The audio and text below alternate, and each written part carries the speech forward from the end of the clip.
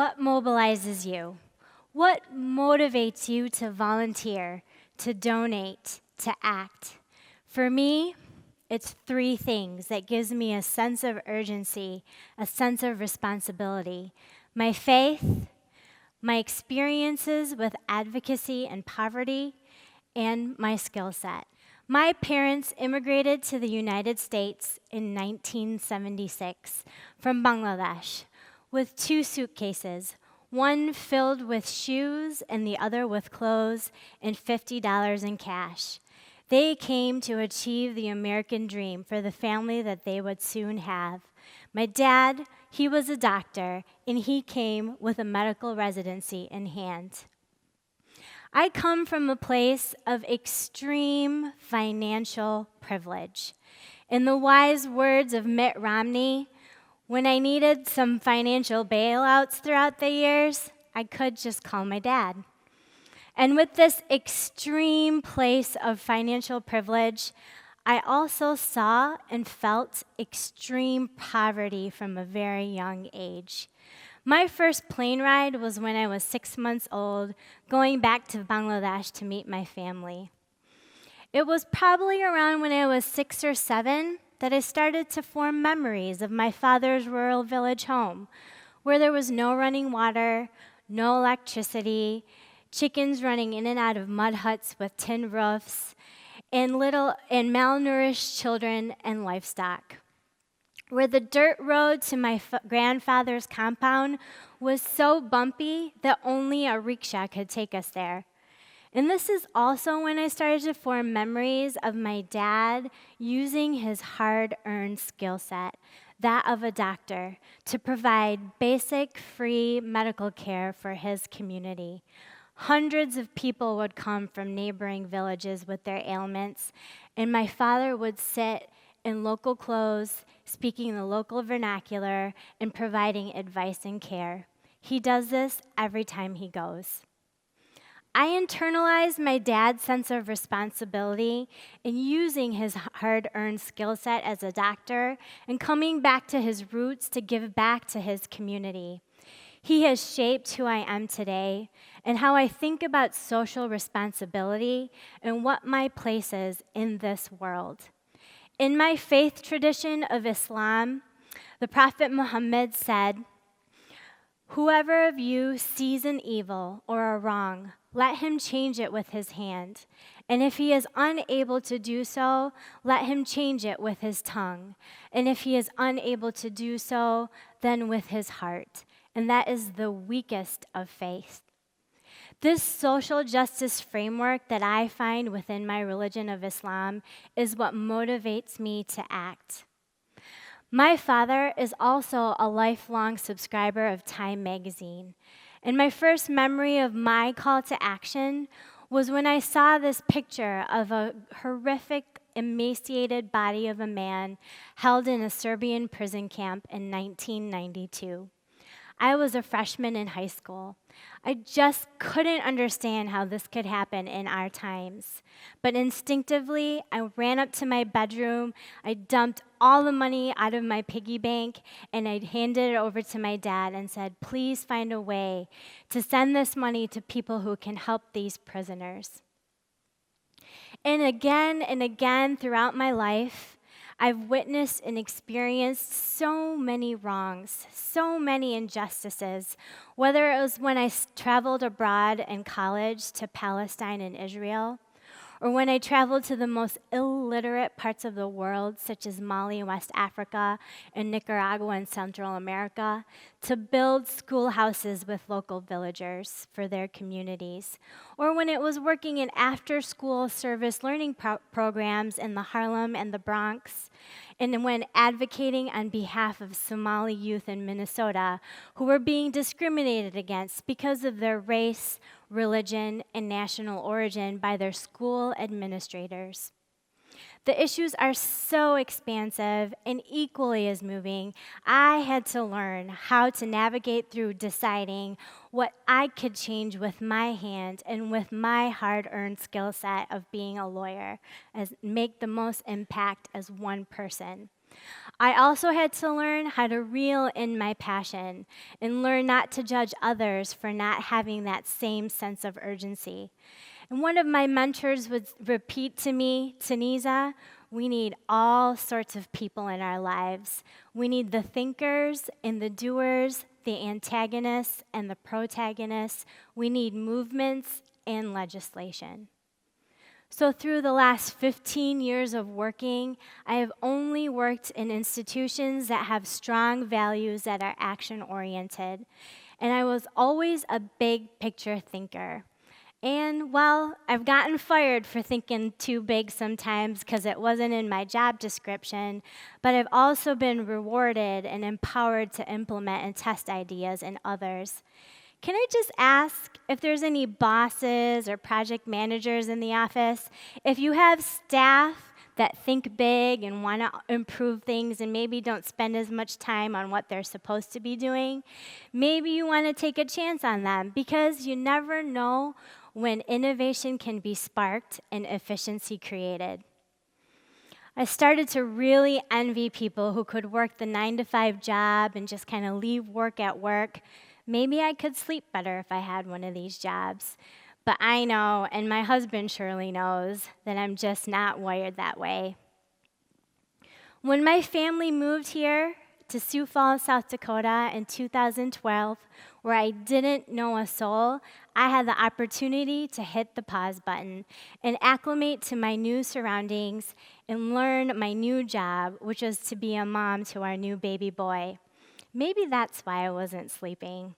I had to reinvent myself, but that pause button really only lasted about 3 months, and I was knocking on every door that I could. I started to do volunteer and pro bono work with some attorneys in town, thinking it could get my foot in the door, and I started going to conferences just to meet people, like the Diversity Conference and Closer Connections conferences in Sioux Falls, and attending community meetings like Sioux Falls Tomorrow. And very quickly, it picked up on the needs and the areas of improvement and local mindsets and culture. Then, out of the blue, a former colleague of mine encouraged me to apply for the Bush Foundation Leadership Fellowship, as she was a current fellow. So I checked out the website and I thought, hey, what the heck? I have nothing to lose. No one's calling me back from all the resumes I've been handing out. So I developed my proposal into looking into immigration-related legal services as I noticed this was a big, gaping need. And my plan B was to start my own immigration law practice. Well, in October of 2013, I got the fellowship and I started my own practice to do a hands-on needs assessment for the legal needs in the community. And very quickly, I learned that access to legal services is a big problem in our state. Nationally, South Dakota is ranked in the bottom quarter of the country when it comes to access, as we have about 2,000 lawyers in our state, but only one civil legal aid attorney for every 16,826 people living in poverty. Legal services refers to access of low-income residents to civil legal aid attorneys. So at about 200% of the poverty guidelines, that's an annual income of $48,600 for a family of 4. What does this really mean? What this really means is that your ability to have your voice heard in a meaningful way in a legal process or in our court is completely dependent on your ability to pay for a lawyer and high-quality services. Without access to justice, our communities suffer long-term effects. Think for a minute about some of our most age-old, most devastating social issues: homelessness, poverty, hunger, domestic abuse, addiction and recovery, and the list goes on. Now, couple that with not having an access to a lawyer who can help you through those issues. Without access to lawyers, the domestic violence survivor who has finally found the courage and the ability to make it to a shelter with her children now has to think about filing a protection order and fighting the child custody and divorce actions started by the abuser. Her choice is to represent herself and face her abuser in court, or maybe just go back to the situation.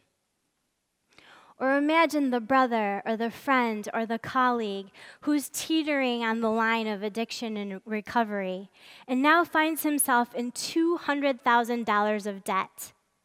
Without a lawyer, he can't navigate through the system, and his situation seems insurmountable, and the chances of him slipping back into the cycle seems inevitable. And lastly, think about the over 150 unaccompanied minors from Central America, children who on foot by themselves have traveled over 3,000 miles to come here in South Dakota, who live under the radar, cannot speak English, remain vulnerable to predators, and out of their fear of being found, in the state's blind eye to the issue, have no access to information and no specific services.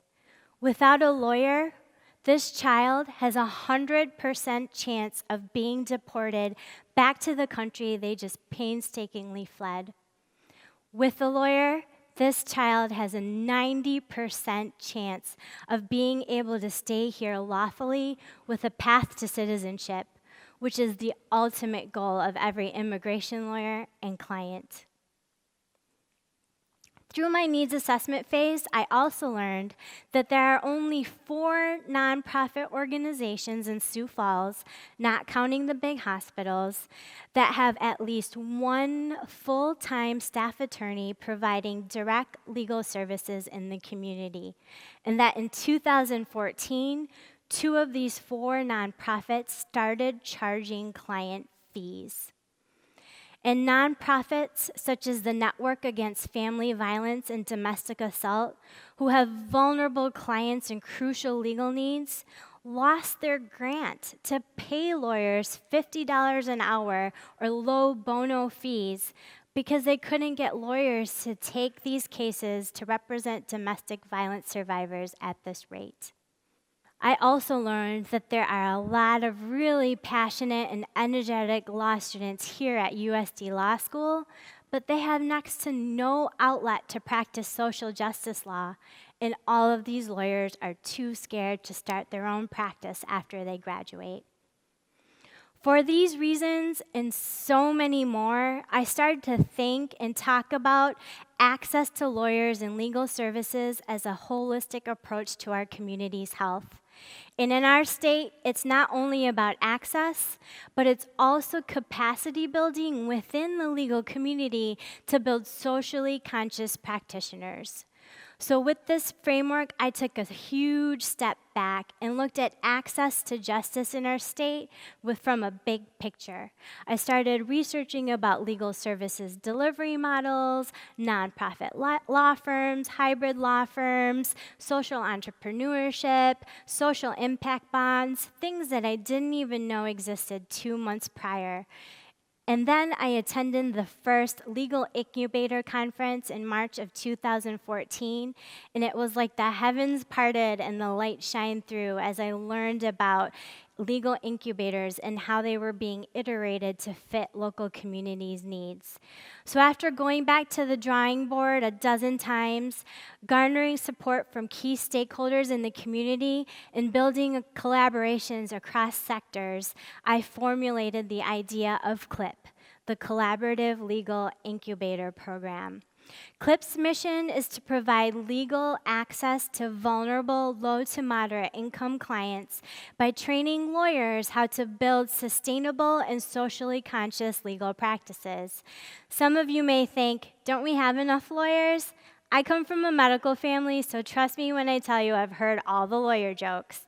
But in all seriousness, we do have a lot of lawyers. Actually, over 1 million lawyers nationwide, but only 1% are civil legal aid attorneys.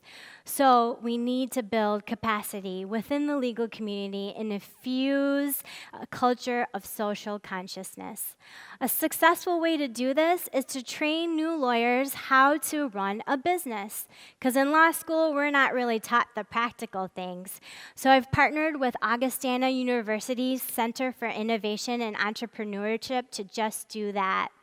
Ready to Launch is a 6-week certificate program that will teach new lawyer participants how to run a business.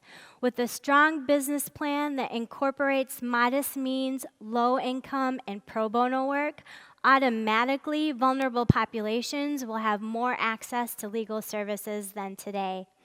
And then the rest runs like a business incubator, where participants have access to free workspace, meeting rooms, internet, copy machine for the first 5 months, and jumps up to $150 a month for the rest of the year. And they're in this collaborative space working with other lawyers to think of innovative ways to solve cases and also to share best practices in case management and practice management. And in return for this essentially no-cost program, each participant has to return 20 hours of pro bono work back to a partner organization, such as East River Legal Service or the network. This is a win-win on all sides. Passionate lawyers have a space to be mentored and supported as they build a socially conscious law practice, taking the values and best practices from the year-long program into their careers. And now low-income, vulnerable, and middle-class families have greater access to high-quality legal services. This program started 2 weeks ago, and I am so excited about the 3 participants' energy, and I'm so excited to see how it will grow and iterate throughout the years. People have labeled me to have an entrepreneurial mindset. Some people call me a go-getter. I think of it as an alignment of my faith, life experiences, and skill set as a lawyer, finding a new solution to an age-old problem. Thank you.